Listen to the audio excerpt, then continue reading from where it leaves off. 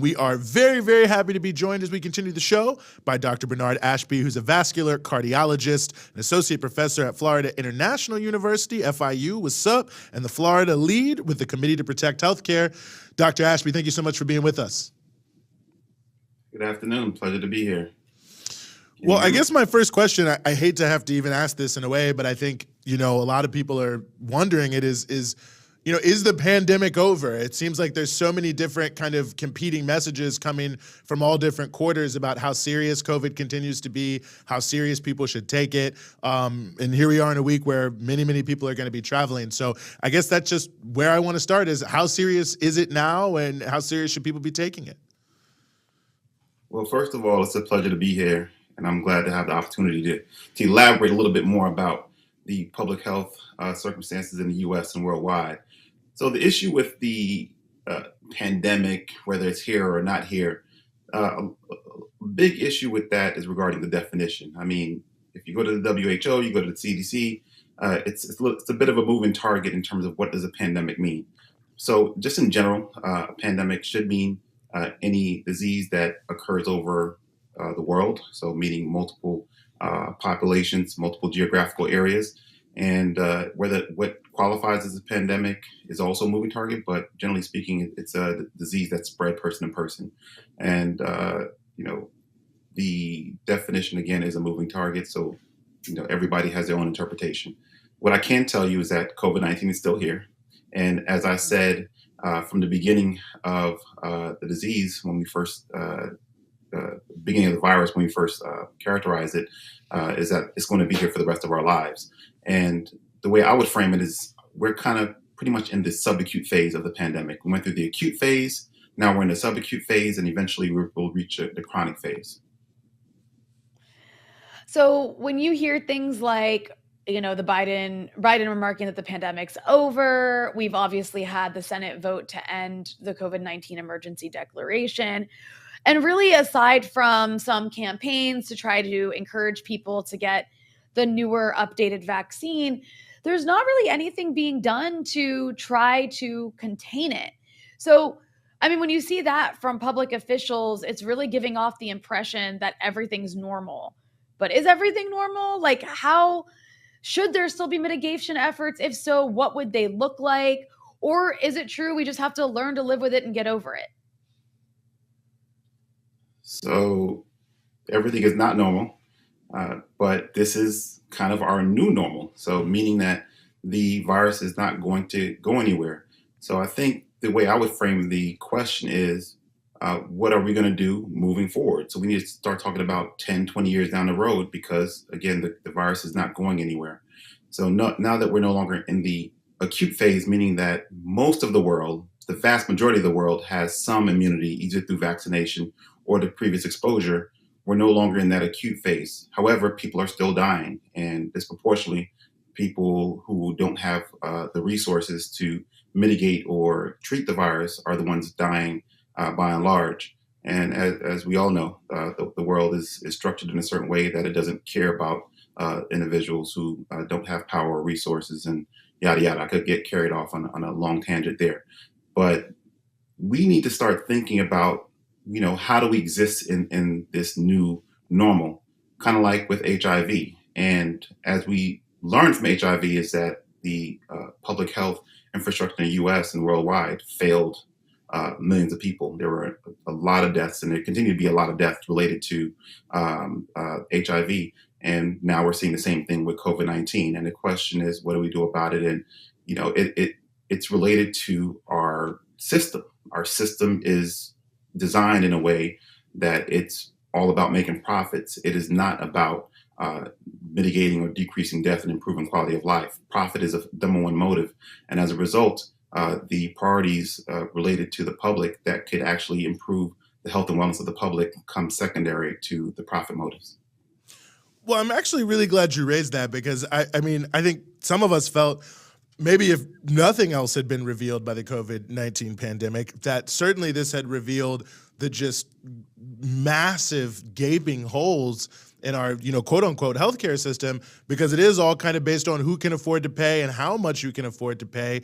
And a lot of it is sort of, kind of crisis management more than I would say healthcare. So, I mean, talk about that a little bit more if you could. I mean, what for you are some of the glaring things that have been revealed by this that are problems that we could resolve if we didn't have this kind of for-profit system?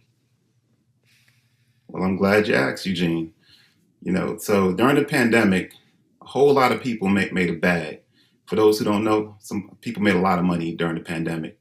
And you cannot view the healthcare system as a monolith, meaning that there's different interests, sometimes competing interests within healthcare, but everybody's trying to make a bag. So you have the healthcare professionals, i.e. the doctors, you have the actual hospitals, you have the insurance system, and you have the pharmaceutical industry. Out of all of those, I mean, the pharmaceutical industry made the biggest bag, but again, everybody made a bag. And what we saw is that our current infrastructure is a heterogeneous mix of different groups and institutions, such as hospitals and medical ecosystems, and decentralized EHRs, electronic health records, and obviously a patchwork of coverage, and a huge portion of our population that is not engaged with the healthcare system in any meaningful way.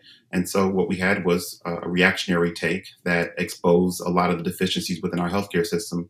One example, just to kind of bring it home, was in New York City, where we saw a huge amount of deaths early on in the pandemic, but it was located regionally in Brooklyn and in the Bronx and in poor and Black and brown areas, whereas Manhattan and other more affluent areas had actually more than enough hospital capacity. But because of the way the contracts were drawn up with regards to the ambulance and emergency services, you had a 20-to-1 nursing ratio in Brooklyn, and you had empty rooms in Manhattan.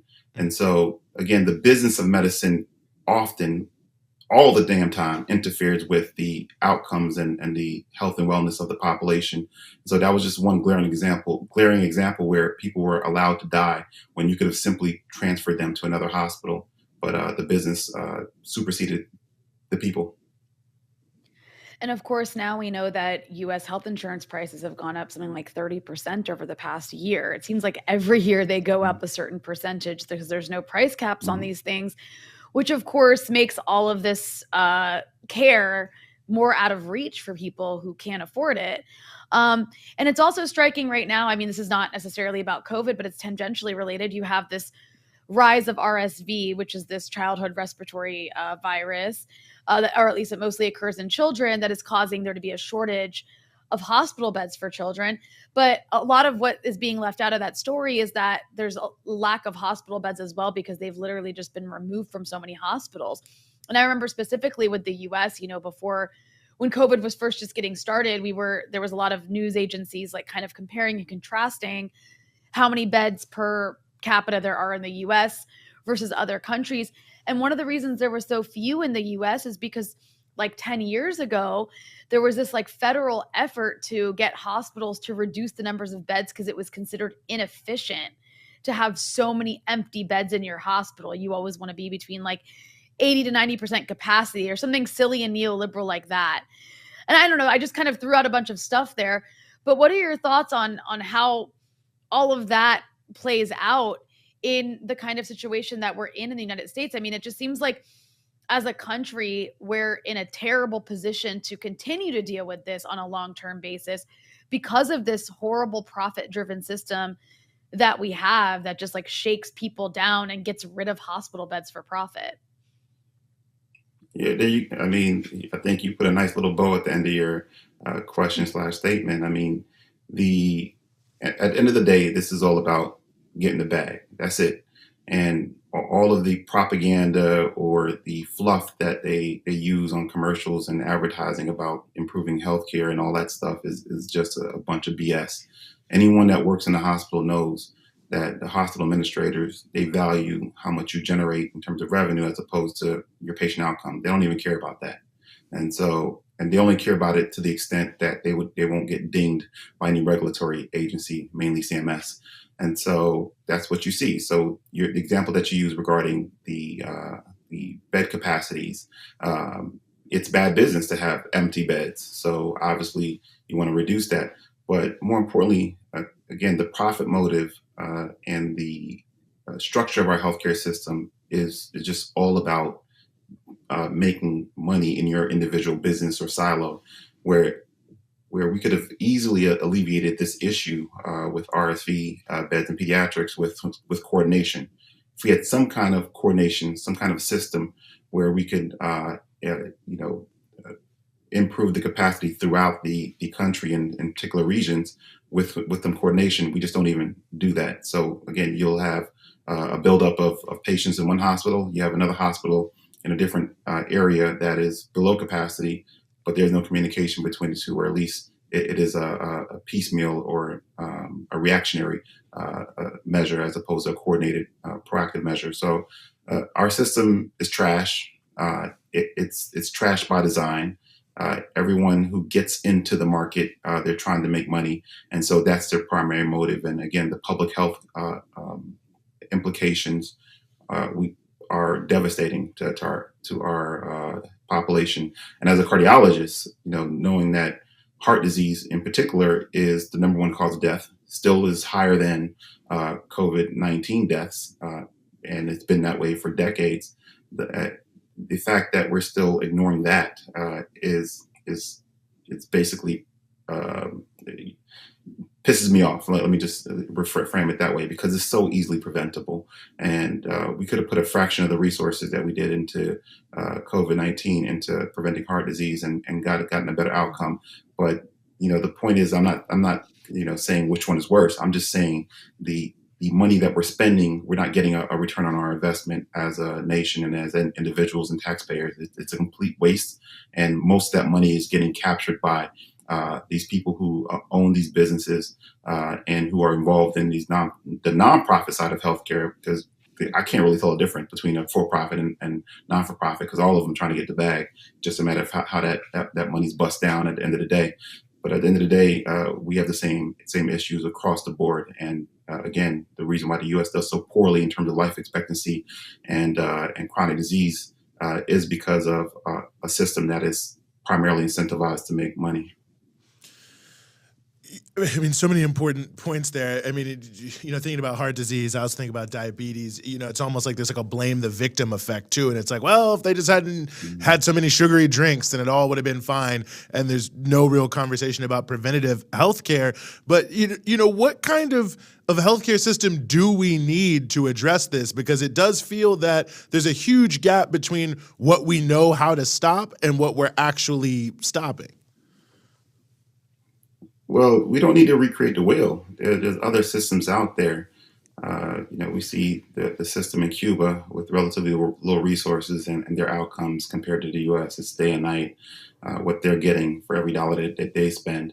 You could look at past examples, like even in Grenada after the revolution there under Maurice Bishop, and how they went about designing their healthcare system. And what I loved about that is that they actually went to the population to ask them, what do they want? What do they need?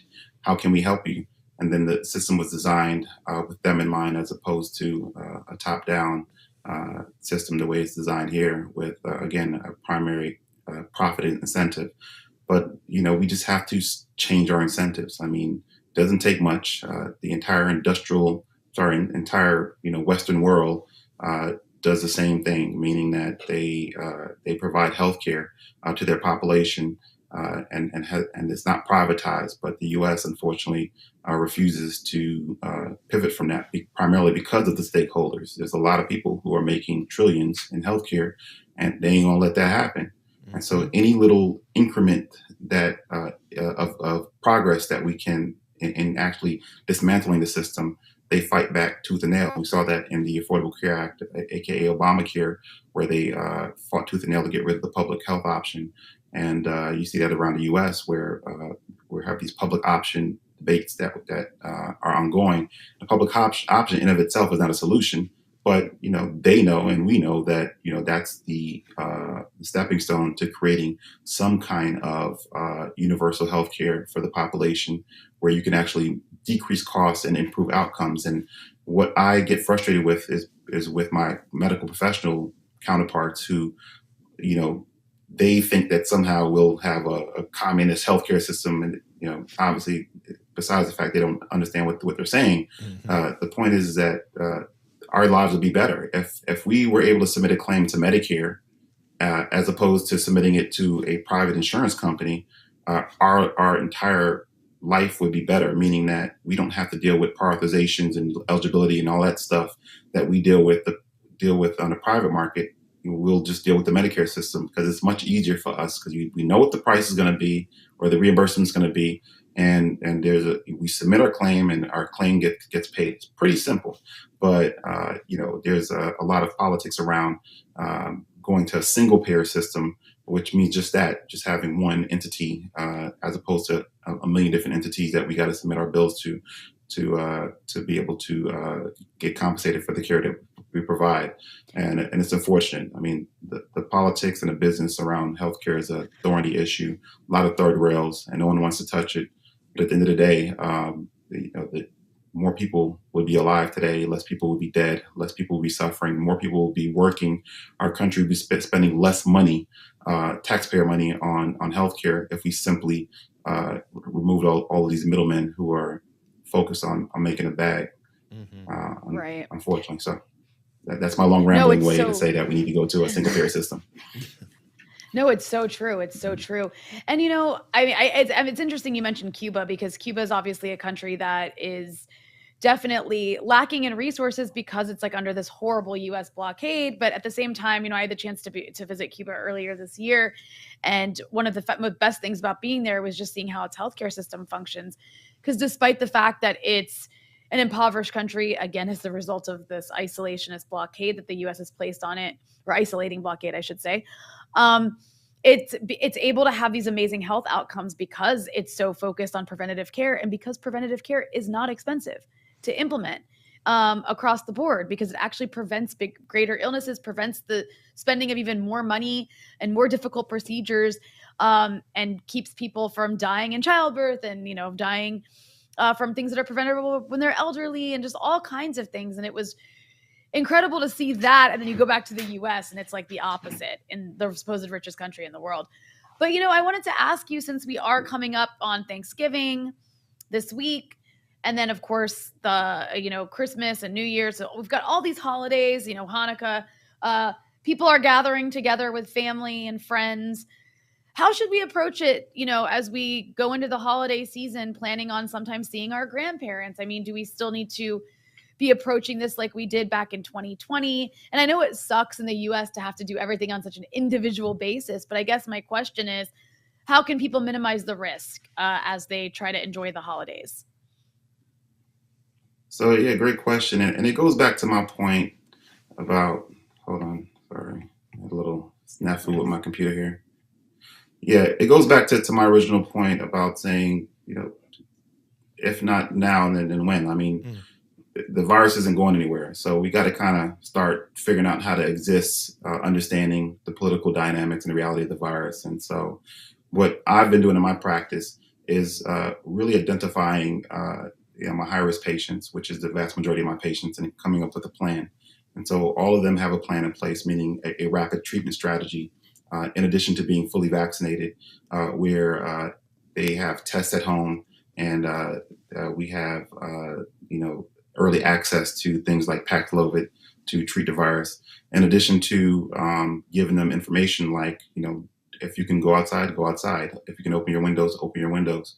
And also ensuring that the family members that come to your house are acting responsibly, meaning that they can either test themselves prior or at least making sure that they're adequately vaccinated and protected. So unfortunately, those are kind of like public/private measures.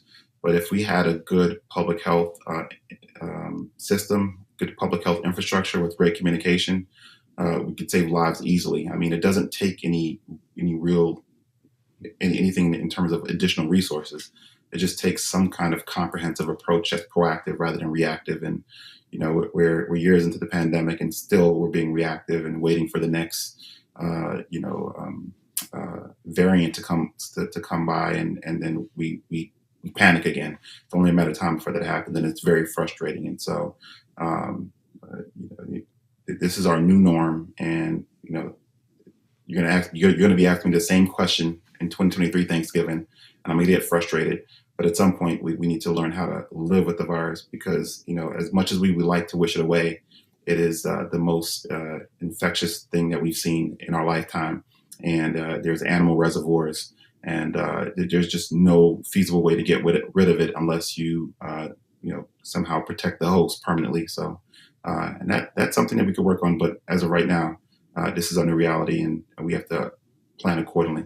Mm-hmm. Well, something for people to think about as the political situation rolls on, about the changes we can make. Absolutely critical. And I'm fully in agreement with you. If not now, then when? And if not us, then who? Because obviously this it cannot happen again. Well, Dr. Bernard Ashby at BAshbyMD on Twitter, BAshbyMD. I can highly encourage everyone to follow you. I find it deeply edifying myself, but I really appreciate you being with us here, Dr. Ashby. Hope to have you back as we move on here, but helping sort through all these complicated issues. I appreciate y'all. Y'all take care.